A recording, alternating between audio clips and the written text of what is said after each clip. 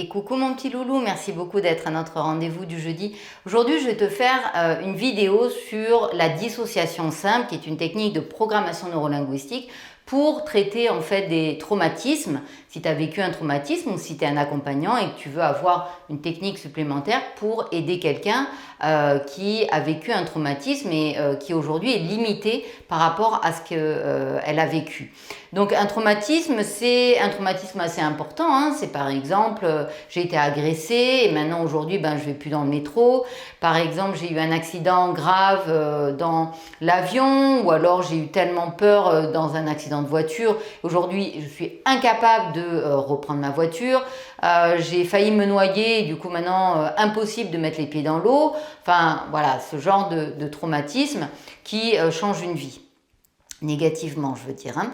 Donc voilà, la dissociation simple, c'est super.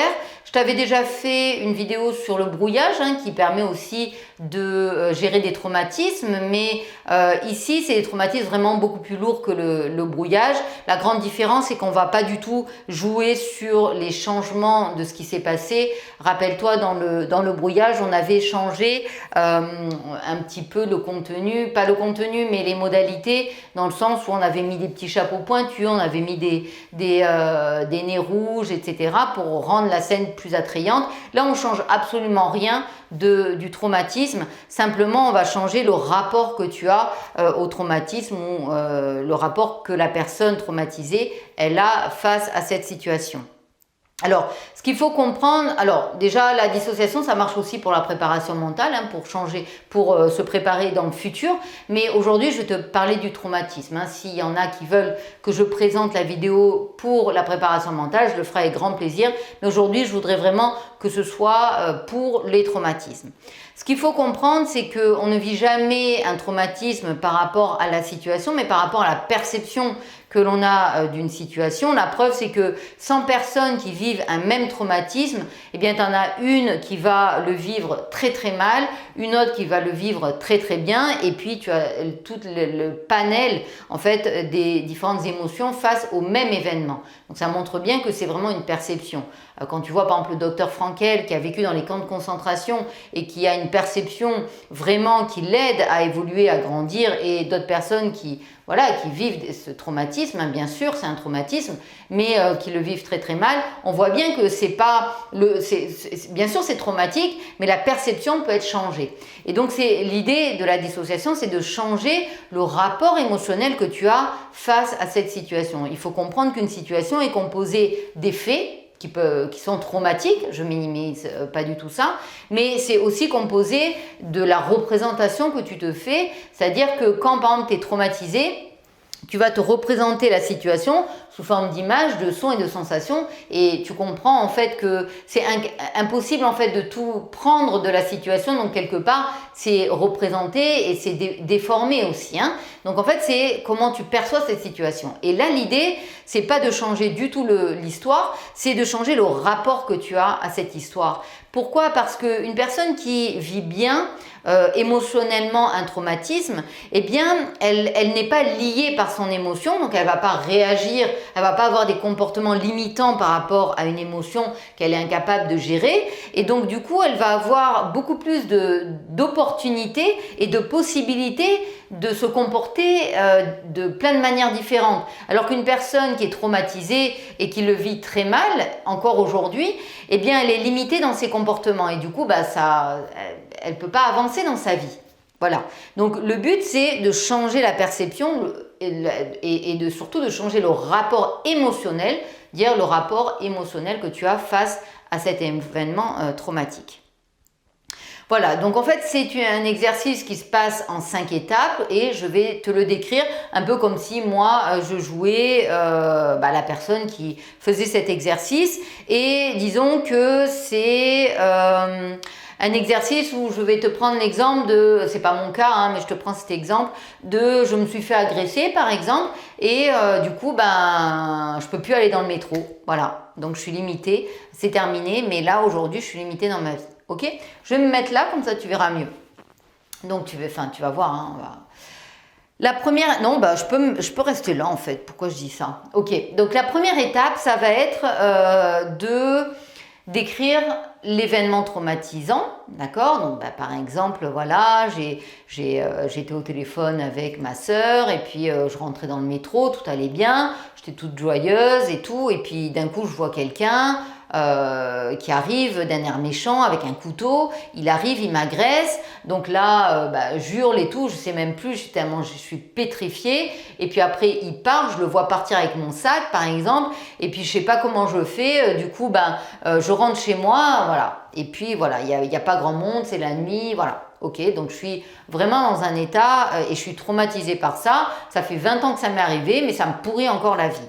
Ok, donc ça c'est la première étape. Si tu es un accompagnant, là tu fais attention en fait à... Tu écoutes bien sûr la personne, hein, c'est vraiment, voilà, qu'est-ce qui s'est passé, racontez-moi comment ça s'est passé. Tu fais très attention à son émotionnel, qu'est-ce que vous avez ressenti, etc. Et surtout à son VAC, visuel, auditif, kinesthésique, pour essayer de repérer c'est quoi l'événement qui a déclencheur en fait.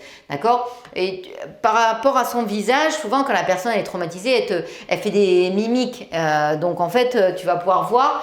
si par exemple elle te parle d'images, tu vas imaginer que c'est peut-être des images.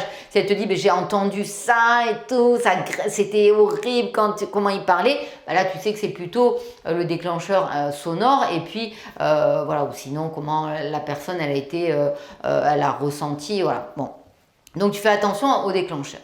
Dans la deuxième étape, d'accord, sur les 5 étapes, donc la deuxième étape, ça va être de trouver un état ressource. C'est-à-dire que la question à se poser, c'est si cette situation, elle était passée, voilà, ça c'était terminé, je n'étais plus impactée par cette situation-là, comment je me sentirais? Peut-être que je me sentirais en sécurité, peut-être que je me sentirais libre, peut-être que je me sentirais sereine, peut-être que je me sentirais dans la plénitude, dans la joie, la motivation, enfin peu importe. Quel est l'état ressource que tu veux ressentir face à cette situation? D'accord? Un peu comme...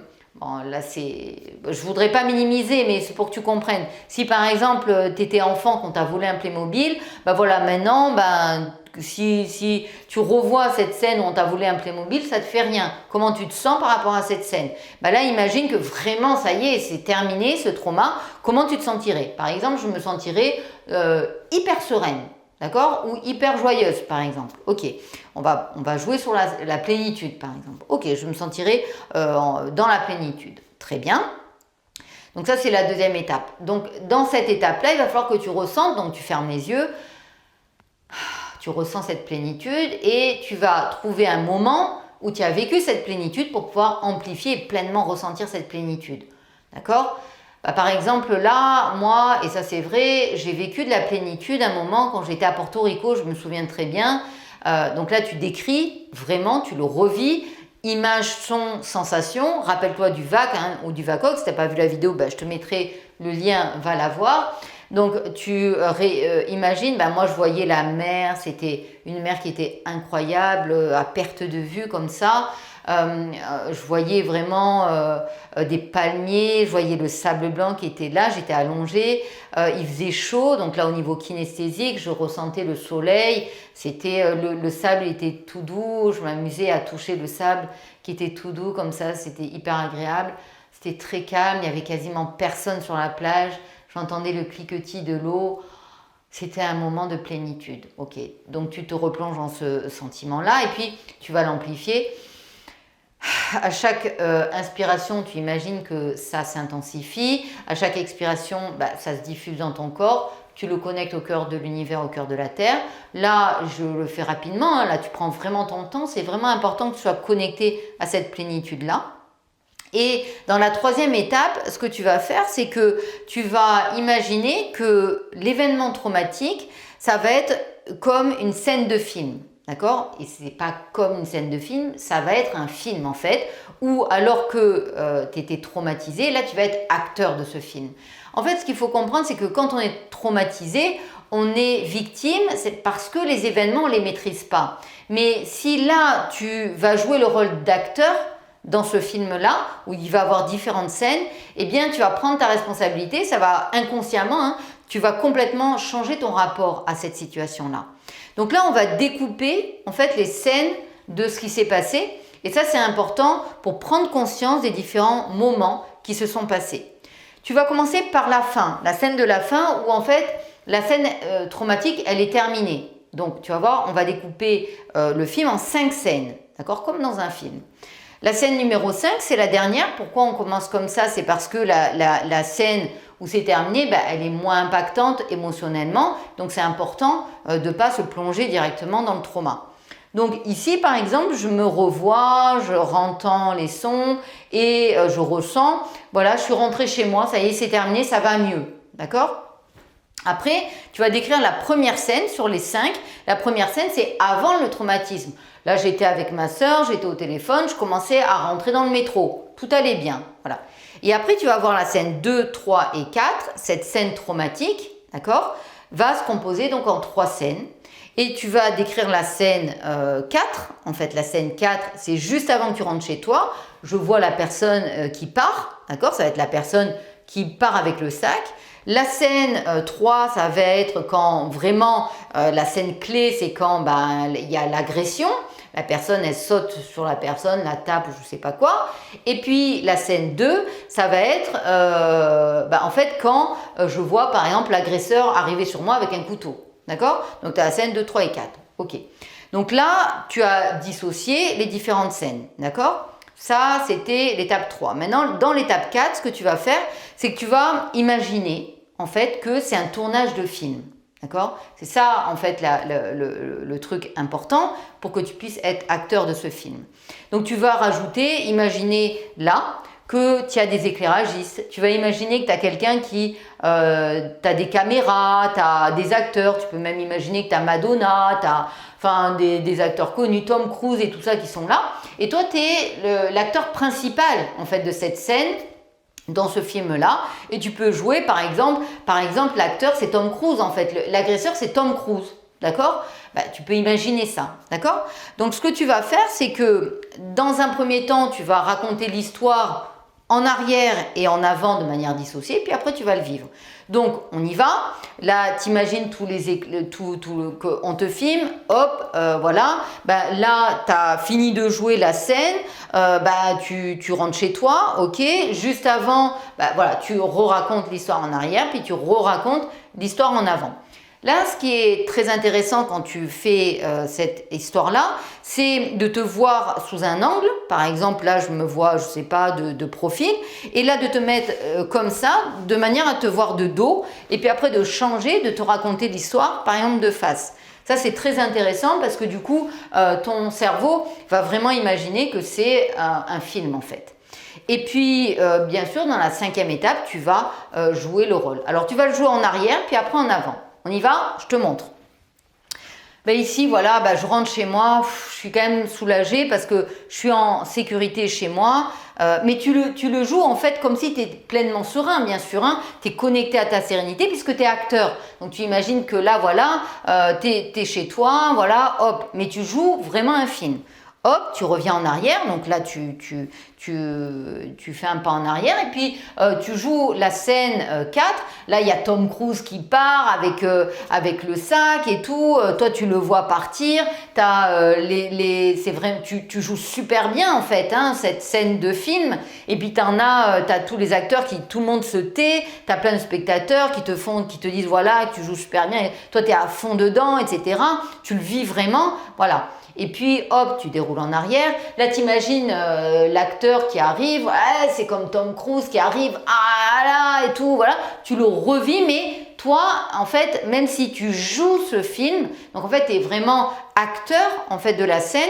Tu le joues comme si tu avais peur, mais en réalité, tu restes connecté à cette plénitude-là, d'accord? Et puis, hop, quand voilà, tu es dans la scène 2, c'est quand tu vois l'autre acteur arriver, là, Tom Cruise avec par exemple, son couteau, voilà, tu commences à avoir peur, et puis là, tu es tranquille, voilà, tu rejoues, voilà, j'étais au téléphone et tout.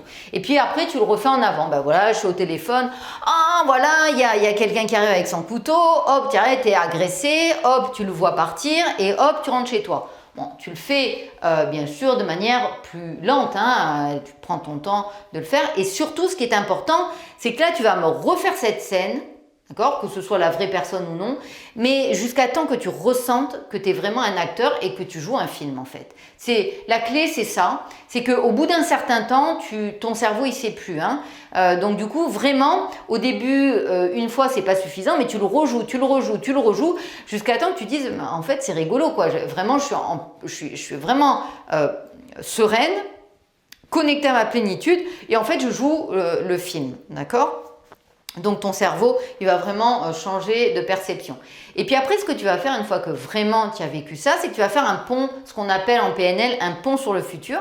C'est que tu vas imaginer en fait que maintenant tu es un acteur qui est hyper connu ou une actrice qui est super connue. Voilà, puis en fait là tu as des metteurs en scène, enfin des acteurs, tout le monde te contacte parce que en fait c'est une scène qui est clé et tu joues tellement bien que on te demande de le rejouer à New York par exemple. Voilà, tu es à Hollywood et tout. Et là, c'est les plus grands acteurs et tout. On te paye très très cher pour le faire et tout ça. Et pareil, alors hop, tu rejoues ton film vraiment comme si tu étais un acteur ou une actrice. Tu revis en tant qu'acteur, en fait, en tant que responsable, en fait. C'est toi qui as les rênes de ce film-là. Tu le joues super bien et tu fais comme ça à New York, tu fais comme ça, t'imagines que c'est dans le désert, par exemple, au Maroc, en Algérie, super paysage et tout, sauf que t'as toutes les caméras et tout, et toi, tu joues, en fait, cette agression-là. Et voilà, tu vois, le pont sur le futur, c'est un truc qui est assez sympa parce que du coup, non seulement tu es acteur, mais là, tu imagines que dans le futur, en fait, voilà, ton cerveau, il va vraiment croire que c'était en fait une scène de film. Voilà mon petit loulou pour en fait dissoudre en fait un traumatisme. À la fin, ce que tu fais, c'est qu'une fois que la personne, si par exemple c'est toi ou si par exemple tu accompagnes quelqu'un, c'est que tu lui dis voilà, comment vous vous sentez maintenant par rapport au traumatisme, et normalement la personne devrait vraiment se sentir mieux par rapport à ce traumatisme. C'est assez impressionnant. Alors si c'est pas suffisant une fois, hein, que tu le refasses une deuxième ou une troisième fois. Les étapes clés, l'état ressource, vraiment que tu ressentes cette plénitude, et surtout l'étape la plus importante, c'est que tu crois réellement, c'est que tu arrives vraiment à ressentir que tu es pleinement serein et que en fait tu joues en fait le rôle que tu es acteur, et voilà, et ça tu vas voir, ça fait une réelle différence. Voilà mon petit loulou, j'espère que tu as aimé cette vidéo. Si c'est le cas, n'oublie pas un petit pouce en l'air, n'oublie pas de t'abonner si tu n'es pas abonné, de partager, et puis merci beaucoup pour recevoir toutes les autres vidéos et faire partie de cette communauté qui avançons vers nos rêves. Merci beaucoup et je te dis à la semaine prochaine pour de nouvelles clés.